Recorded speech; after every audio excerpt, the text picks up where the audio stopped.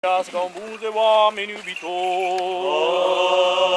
Amin. Voi Hristos, mai curățiți pe lame și mai vârtozi decât zăpada mă voi albi. Amin. Al Domnului este pământul meu și cerul și tot ce locuiesc întrânsele.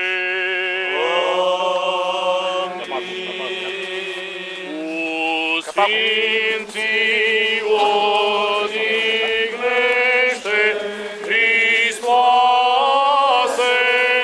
sufletul adormitului roi.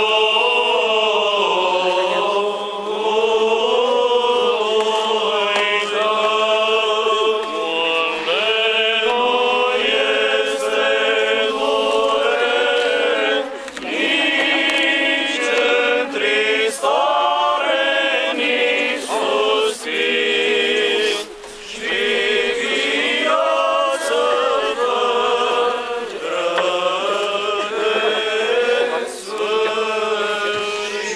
unde nu este durere, nici întristare, nici suspin, și viață